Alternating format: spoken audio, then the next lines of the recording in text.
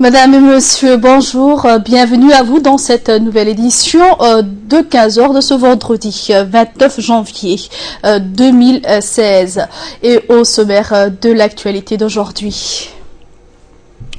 Le président de l'État prend part à la 26e séance du Conseil exécutif de l'Union africaine en Éthiopie. Et dans les nouvelles internationales, Ban Ki-moon maintient ses critiques sur l'occupation israélienne en Cisjordanie. Bienvenue si vous nous rejoignez. Le président de la République, Ismaël Omar Guelleh, a quitté aujourd'hui en milieu de matinée la capitale pour se rendre à Addis Abeba en Éthiopie afin de prendre part aux travaux du 26e sommet des chefs d'État et de gouvernement de l'Union africaine. Plusieurs sujets sont à l'ordre du jour de ce sommet: la crise burundaise, la lutte contre le terrorisme, la problématique sud-soudanaise et la question des droits de l'homme constituent les principaux thèmes qui seront abordés au cours de ce 26e sommet de l'Union africaine. En dehors de sa participation au sommet des chefs d'État et de gouvernement de l'Union africaine, le président Guelleh s'entretiendra, comme à l'accoutumée, en aparté avec plusieurs de ses homologues du continent noir.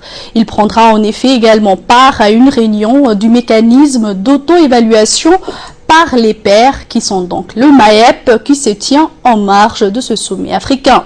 Une importante délégation accompagnée du chef de l'État dans le cadre de ce déplacement, accompagner le président de l'État dans le cadre de ce déplacement en Éthiopie. Et pour toujours au sujet national, le président palestinien Mahmoud Abbas a lui aussi quitté aujourd'hui la capitale après une visite officielle de 48 heures. Il a été salué à son départ par le ministre des Affaires musulmans et des Biawarf, Aden Hassan Aden. Durant cette visite à Djibouti, le président palestinien a eu un entretien avec le chef de l'État Ismaël Omar Guelleh, où il a été question de dernier développement du dossier palestinien, l'évolution du processus de paix dans le Proche-Orient, la participation du président palestinien au sommet de l'Union africaine qui s'ouvrira demain en Éthiopie, la guerre au Yémen et l'État actuel qui prévaut en Somalie ont été au centre des discussions de ce tête-à-tête. À l'issue de ces entretiens, le président palestinien a décoré le chef de l'État djiboutien de la plus haute médaille décernée par l'autorité palestinienne. Cette distinction à valeur de reconnaissance officielle du peuple palestinien au président djiboutien pour ses efforts inlassables et sa mobilisation permanente en vue de l'accession du peuple palestinien à son droit inaliénable sur sa terre et la création de son État. Le président Guelleh a toujours demeuré, notamment au sein de toute instance internationale, une figure de proue de l'instance et du soutien au peuple frère palestinien dans la quête légitime de ce dernier à disposer de lui-même. Et dans la page éducation de ce journal, une cérémonie de lancement des tablettes pour les élèves de la première année a eu lieu hier au CRIPEN sous le haut patronage du ministre de l'Éducation nationale et de la formation professionnelle, Dr Jamal Mioukye, en présence du secrétaire général du ministère de la Communication chargé des postes et des télécommunications, du directeur général de Djibouti Télécom ainsi que les représentants de l'autorité de port et de la zone franche. Cette cérémonie s'est déroulée dans une ambiance festive avec des sketchs, des chants et des danses traditionnelles. Des élèves de l'annexe 1 et 2 a vu la participation entre autres des hauts cadres du MENFOP et du CRIPEN, des inspecteurs et conseillers pédagogiques, ainsi qu'un bon nombre de parents d'élèves et des enseignants.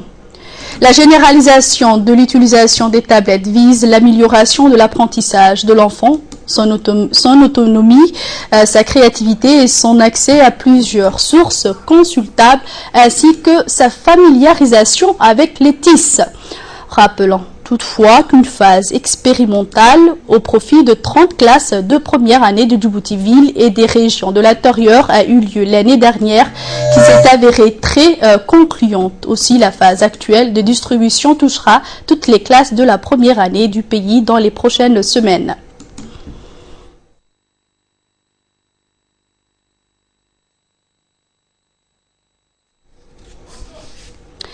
Quant au directeur général de Djibouti Telecom, il n'a pas manqué d'exprimer sa fierté pour avoir participé à ce projet aux côtés du MENFOP pour la formation d'une future génération familiarisée avec le numérique. Par ailleurs, le représentant des ports et des zones franches s'est dit réjoui d'être partie prenante de ce projet fort louable qui est un atout pour notre système éducatif. Je vous propose donc de les écouter. L'autorité des ports et des zones franches est partie prenante de ces projets fort louables parce que nous considérons que c'est un atout pour notre système éducatif qui doit suivre la révolution numérique en cours dans notre continent et particulièrement dans notre pays. Comme d'autres partenaires, l'autorité des ports et des zones franches a appuyé ces projets parce qu'une chose est sûre, l'outil informatique est aujourd'hui un précieux sésame qui conditionne le succès de toute entreprise humaine. Et nous sommes sûrs que ces tablettes numériques aideront les futurs employés de demain à mieux élargir leurs horizons de connaissances. Aujourd'hui, je salue, en tant que directeur des opérations de l'autorité des zones franches, et représentant de l'autorité de président de l'autorité des ports et des zones franches, l'entrée de plein pied de notre système éducatif dans la modernisation et l'accessibilité du savoir pour tous.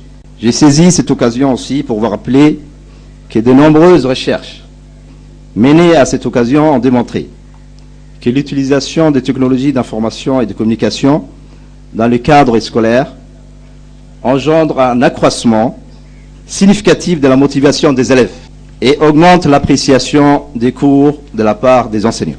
Enfin, Monsieur le ministre, permettez-moi de vous dire que nous sommes très fiers d'avoir participé à ce noble projet. Nous sommes réunis aujourd'hui pour célébrer la numérisation de l'école djiboutienne. En effet, pour paraphraser M. Negroponte, l'homme à l'origine du projet One Laptop per Child, c'est un projet d'éducation et non un projet d'ordinateur. Il ne s'agit pas de permettre aux enfants d'apprendre à utiliser l'outil informatique. Au contraire, il s'agit d'utiliser cet outil pour répondre aux besoins en matière d'éducation de nos enfants. Djibouti Telecom et le ministère de la Communication chargé des postes et des télécoms sont fiers d'avoir participé à ces projets d'envergure qui constituent un premier jalon à l'édification d'une nouvelle génération des Djiboutiens. Avec ces tablettes, les méthodes d'apprentissage des enfants vont changer. Les enfants vont apprendre et bien apprendre grâce à des multiples applications développées à cet effet.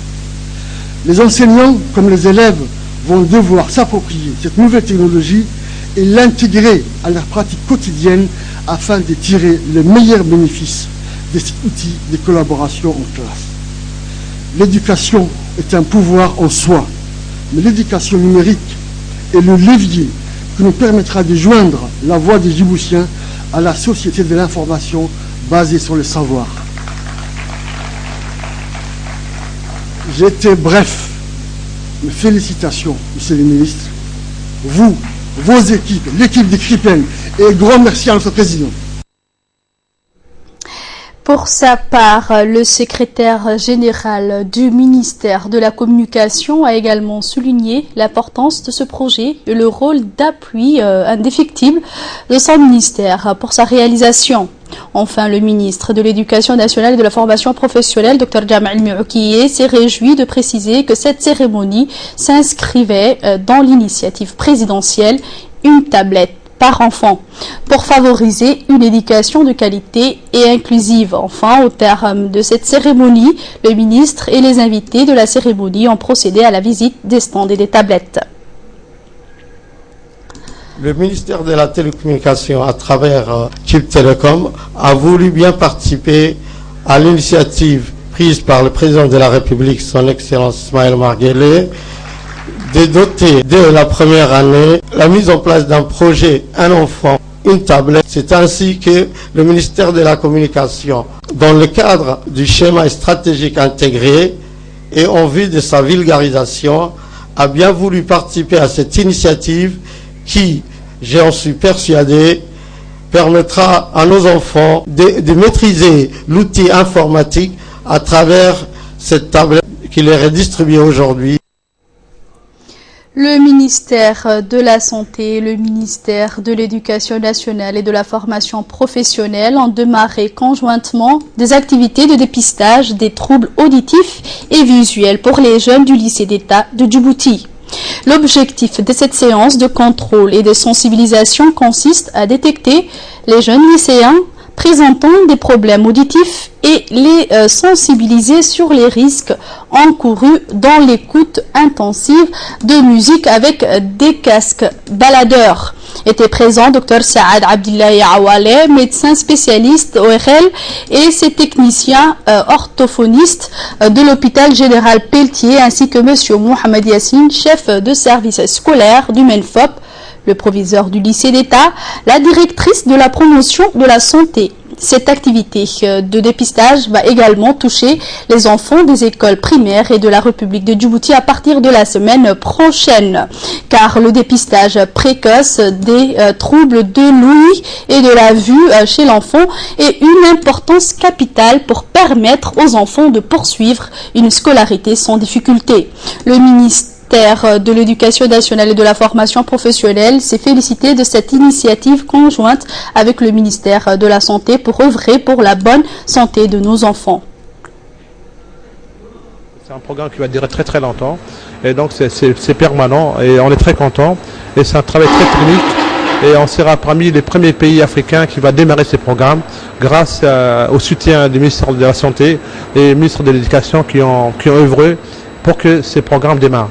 Donc c'est un travail de très longue haleine qui demandera beaucoup de temps, mais grâce à la Banque mondiale qui nous a facilité par la donation de 400 appareils auditifs au niveau primaire pour tous les enfants avec troubles auditifs, par ces faits, on pourrait non seulement diagnostiquer les enfants sourds, mais en même temps les appareiller. C'est une très bonne chose parce qu'un enfant qui a un trouble auditif, c'est une charge très importante pour la famille, pour l'éducation, pour l'enseignant et toute la société. Donc une fois que l'enfant porte un appareil auditif, c'est un enfant qui est autonome, c'est un enfant qui va participer à la vie active et on est très content et surtout pour les parents et pour les enseignants et pour la vie active, il aura une meilleure insertion sociale. Je vous remercie beaucoup. Et partant à Dikil à présent, dans le cadre du démarrage de vastes travaux de rénovation des conduites d'adduction d'eau alimentant le village d'Assaïla, la directrice de l'hydraulique rurale, Mme Souad Suleiman Ahmed, a effectué mercredi dernier un déplacement à Assaïla à la tête d'une importante délégation composée de hauts cadres et techniciens de son département et le bureau de l'UNICEF de Djibouti. Cet événement a été marqué également par la présence des autorités de la région, dont le préfet de Dikil, M. Mohamed Cheikhou Hassan, le chef de bureau régional de l'ONED, M. Ahmed Ali Kamil, ainsi que le chef de corps du régiment interarmé de Dikil, le lieutenant-colonel Idriss Omar Elaye. Ce projet de rénovation des conduites d'adduction engagé par la direction du Fonds de l'eau s'inscrit comme l'une des priorités absolues de la politique du président de la République. Son Excellence Ismaël Omar Guelleh permettra d'éradiquer la soif dans cette sous-région et disposer d'un accès suffisant à l'eau potable. C'est dans cette perspective que la délégation s'est rendue après discussion avec les autorités civiles et coutumiers sur les différents sites où les travaux de rénovation des conduites sont menés par les techniciens de la direction du Fonds de l'eau en collaboration avec l'équipe de l'ONEAD de Dikil.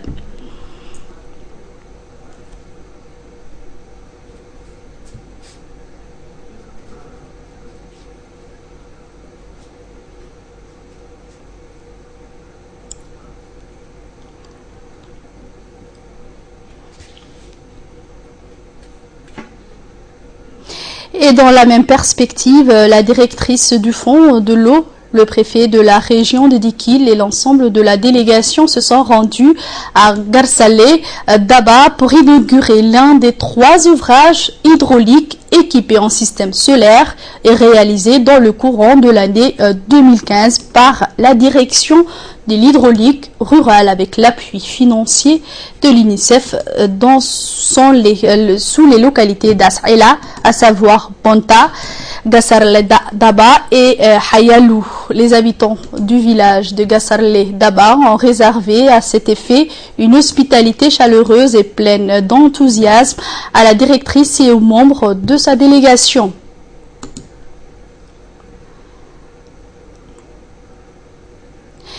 À la fin de cette cérémonie, la directrice et le préfet de la région de Dikil se sont entretenus avec les chefs coutumiers et les femmes de cette localité.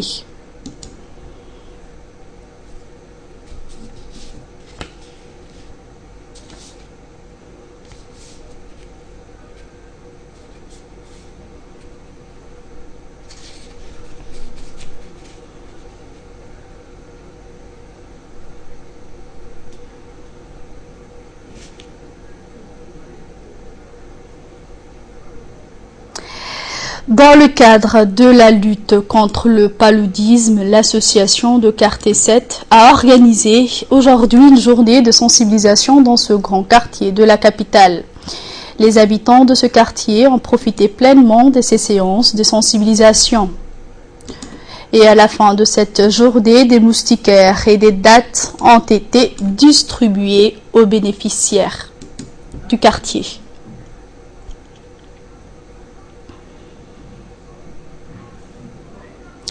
Et à Tadjoura maintenant, où la venue du président Adailou, l'association pour le développement intègre de Mabla ADIM, présidée par Ahmed Hassan, a octroyé un don d'une centaine de plantes de plusieurs essences à l'association EVA, et ce pour la deuxième fois suite à la demande du ministère de l'Environnement.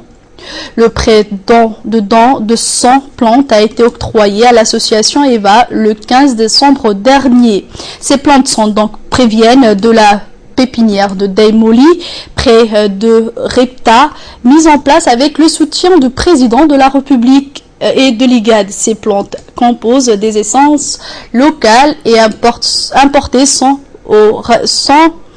au reboisement à Alailou, Waima et Asagela ont été réceptionnés par le représentant de l'association EVA qui ont fait le déplacement jusqu'à Daimoli. La pépinière est dotée à l'heure actuelle de 3000 plantes d'essence locales et sont destinées, selon le président de l'ADM, au reboisement dans la région de Tadjoura et sur l'ensemble du territoire pour toute entité ou personne qui en fait la demande. En présence du président de la République. 220 palmiers et vitres blancs qu'on avait commencé la pépinière. On commençait cette pépinière, donc c'est-à-dire on avait en profité, c'est-à-dire et grandir, et aujourd'hui nous avons plus de 3000 et quelques plantes dans la pépinière.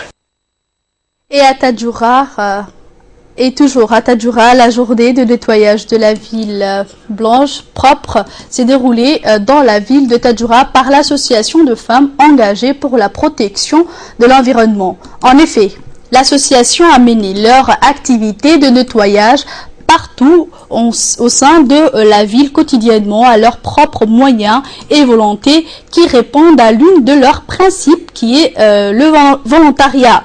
La présidente de l'association, mademoiselle Medina Saleh, a expliqué que leur activité de la protection de l'environnement, plus précisément les ramassages des ordures, se déroule dans des bonnes conditions à la suite d'une aide noble de son excellence, le président de la République, Ismaël Omar Guelleh. Elle remercie à son propre nom et au nom des femmes de Tadjoura, le président de la République, Ismaël Omar Guelleh. Et l'association Al-Fawza a débuté hier après-midi la 3e édition de questions pour un champion pour les jeunes talentueux de ce soutien scolaire et ceux des participants extérieurs partageant le goût de plaisir de tester leurs connaissances à travers ces jeux instructifs. Les nouveaux concernés sont les élèves des collèges, du lycée et inviter toute personne désirant prouver ses compétences dans cette arène de savoir. Le questionnaire pour un champion est de renforcer la motivation des élèves et de détecter les jeunes talents issus des quartiers d'Arhiba et des quartiers des environs. Cette initiative se rallie aux principes phares de l'association qui lutte pour la promotion éducative dans les milieux défavorisés, et dans ce même esprit, l'association a la coutume de montrer le concours dans la même période de l'année pour une durée de 4 mois. Les candidats sont qualifiés suite à un face-à-face des questions-réponses qui, en finale, les gagnants se verront décerner des récompenses dignes de leur mérite. Et passons à présent à l'actualité internationale où Ban Ki-moon maintient ses critiques sur l'occupation israélienne en Cisjordanie. Ban Ki-moon persiste et signe. Le secrétariat général de l'ONU a réitéré mercredi 27 janvier ses critiques sur l'occupation israélienne en Cisjordanie. Commentaire de Idrissa Dota. Devant le comité des Nations Unies sur les droits des Palestiniens, Ban Ki-moon a réaffirmé que les colonies étaient illégales au regard du droit international. Laissez-moi être clair, rien n'excuse le terrorisme, rien n'excuse de cibler les innocents, a-t-il assuré. Mais si nous espérons mettre fin à cette violence, les mesures de sécurité sont-elles suffisantes? Nous devons nous attaquer à la frustration latente et à l'incapacité d'aboutir à une solution politique. Ban Ki-moon répondait aux propos du Premier ministre israélien Benjamin Netanyahu qu'il accusait la veille d'encourager le terrorisme. Mardi, Ban Ki-moon avait appelé au gel de la colonisation en Cisjordanie, préalable au règlement du conflit entre Israéliens et Palestiniens et à l'instauration d'un État palestinien. La passe d'armes intervient après le feu vert des autorités israéliennes à la construction de 153 nouveaux logements et l'annexion de 150 hectares de terres agricoles dans la vallée du Jourdain. Cette intensification de la colonisation a également été dénoncée par l'Union européenne. Israël occupe la Cisjordanie depuis 1967. 400 000 colons israéliens y cohabitent dans la plus grande difficulté avec 2,5 millions de Palestiniens. Berlin durcit encore les conditions d'accueil des réfugiés. La coalition au pouvoir en Allemagne a décidé de durcir encore un peu plus les conditions d'accueil des réfugiés pour tenter d'en juguler l'afflux. Explication dans cette séquence. Pour commencer, le Maroc, l'Algérie et la Tunisie vont bientôt rejoindre les pays des Balkans dans la liste des États considérés sûrs. Les milliers de ressortissants du Maghreb arrivés ces derniers ont donc très peu de chances d'obtenir l'asile. Le regroupement familial va être suspendu pendant 2 ans pour certains réfugiés. Nous allons travailler au cas par cas avec les pays d'origine des migrants pour aller de l'avant. Nous voulons que ceux qui sont amenés à rester soient intégrés, mais nous voulons aussi dire que ceux qui n'ont pas vocation à rester doivent repartir, a déclaré la chancelière allemande. Les premières cartes d'identité pour les migrants ont aussi été mises. Celles-ci comportent les empreintes digitales. Les autorités affirment que la sécurité s'en trouvera ainsi renforcée et que cela facilitera l'enregistrement des demandes d'asile. Rappelons que près de 30 000 Irakiens ont déposé une demande d'asile en Allemagne l'an dernier. Ils sont de plus en plus nombreux à choisir de rentrer chez eux face aux difficultés rencontrées sur place. En cause, la lenteur de la procédure d'asile et les conditions de vie dans les centres d'accueil. L'ambassade d'Irak à Berlin a récemment émis 1400 passeports à ses ressortissants souhaitant rentrer au pays. Fin de cette édition, merci de nous avoir suivis. Restez avec nous juste après une page de publicité. C'est les menus du Focus qui vous seront présentés par Idrissa Dota.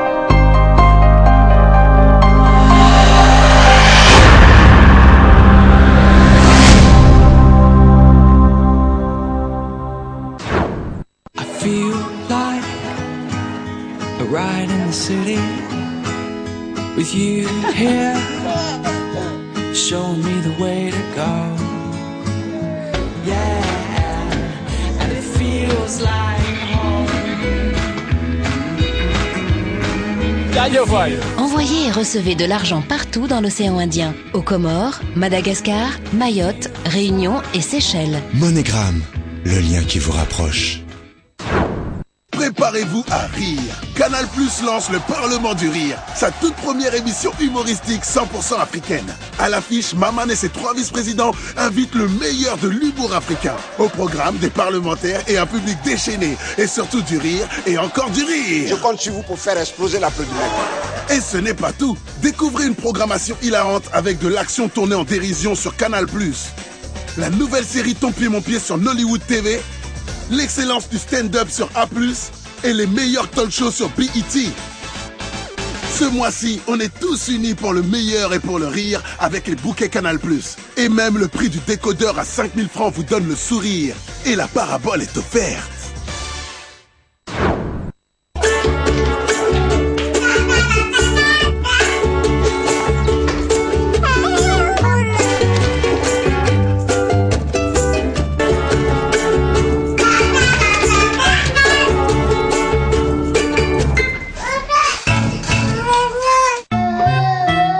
Pour une croissance saine de vos enfants, choisissez le lait Modilac, enrichi aux vitamines et en fer.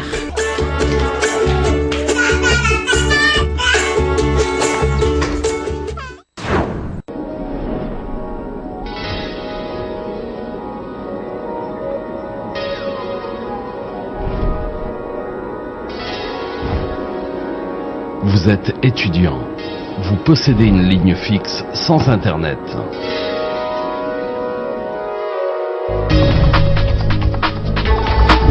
Djibouti Télécom a la solution pour vous.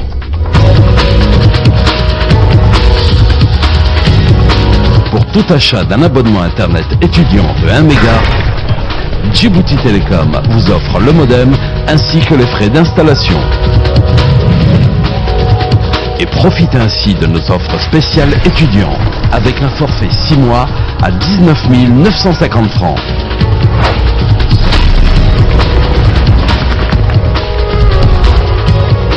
Le forfait pour une année complète à 35 700 francs. Offre d'installation gratuite valable jusqu'au 31 janvier. Djibouti Télécom, chaque jour plus proche de vous.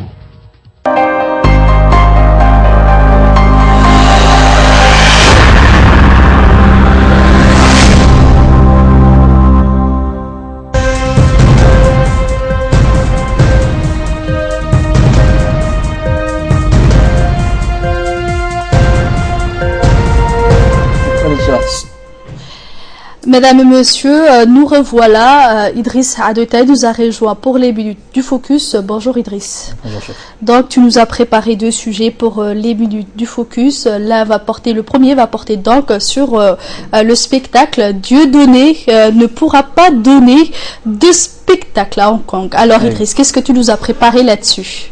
Effectivement, les polémistes franco-camerounais condamnés à plusieurs reprises en France pour incitation à la haine raciale et antisémitisme a été intercepté à l'aéroport de l'ancienne colonie britannique à son arrivée jeudi 28 janvier au matin en provenance de Bangkok. Il était accompagné des 2 de ses enfants et semble-t-il d'un 3e ressortissant français. Le groupe risque d'être expulsé vers la France ou le Cameroun, selon la société du comédien. Les productions de la Plume. Aucune explication officielle n'a été donnée, mais les autorités avaient été alertées par les consulats de France et d'Israël. Dieudonné devait donner des représentations de son dernier spectacle intitulé Dieudonné en paix, jeudi et vendredi, dans la salle des Arcades à Silverport, sur l'île de Hong Kong. Les billets étaient en vente entre 420 et 700 $ hongkongais, c'est entre 50 et 80 €. Selon les organisateurs, environ 300 places avaient été vendues. L'un des avocats français de l'humoriste, Sanjay Mirabeau, a affirmé que son nouveau spectacle en paix ne comporte aucune phrase contraire à la loi. Il parle des plantes d'écologie. Le consul d'Israël à Hong Kong, Sagi Karmi, a indiqué au Monde qu'il avait personnellement alerté les autorités hongkongaises sur les vues ouvertement racistes et antisémitistes des personnages, ainsi que de sa sympathie avérée pour les djihadistes. Pour la communauté juive de Hong Kong, dont plusieurs membres se sont mobilisés pour tenter d'empêcher ces spectacles, ces calendriers étaient d'autant plus mal choisis que la journée des Nations Unies du souvenir de la Shoah venait juste d'avoir lieu hier mercredi.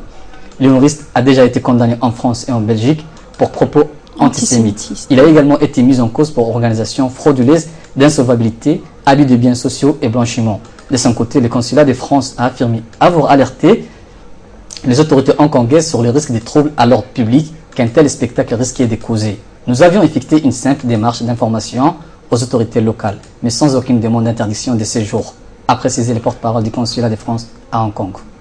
Donc, ton deuxième sujet va porter sur Zika, la moustique anophèle en Amérique latine, Idriss.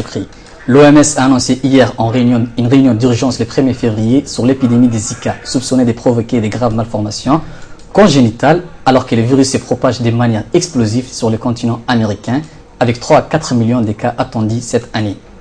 Inquiétude de la possibilité d'une propagation au niveau international et face à une association probable de l'infection avec des malformations congénitales et des syndromes neurologiques, l'Organisation mondiale de la santé a convoqué un comité d'urgence pour le 1er février afin de décider si l'épidémie constituait une urgence de santé publique de portée internationale. Selon la directrice de l'OMS, Margaret Chan, le virus a été détecté l'an dernier dans la région des Amériques où il se propage de manière explosive. Le niveau d'alerte est extrêmement élevé Déjà, la France et le Canada ont fait état jeudi des cas de voyageurs ayant contracté le virus pendant des séjours dans des zones touchées par cet agent infectieux à l'étranger.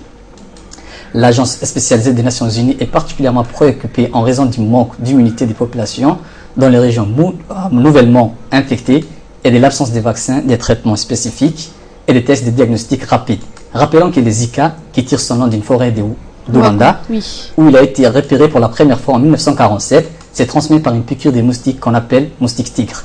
Même si les liens causaux directs entre virus et complications, comme la microcéphalie et le syndrome de Guillain-Barré, n'a pour le moment pas été établi, il a été recommandé aux femmes de ne pas tomber enceintes dans plusieurs pays et territoires tels que la Colombie, le Salvador, l'Équateur, le Brésil et la Jamaïque et Porto Rico. Si les syndromes sont les plus souvent de type grippal, fièvre, maux de tête, courbatures, chez les femmes enceintes, les Zika peuvent être transmis au fœtus et entraîner des malformations congénitales telles que la microcéphalie, une diminution des périmètres crâniens qui altère le développement intellectuel, voire causer même la mort du fœtus.